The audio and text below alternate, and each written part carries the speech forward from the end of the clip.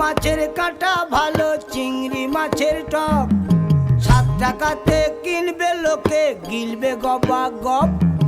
গিলবে গবা গপ গিলবে গবা গপ ও তোর কচি পোনা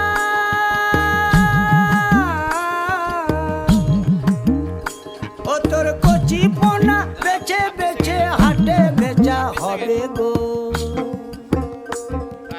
চুনো পুঁঠি আর বেচিস না চুনো পুঁঠি আর বেচিস না ও 30 টাকা কেজি মাছ বাবু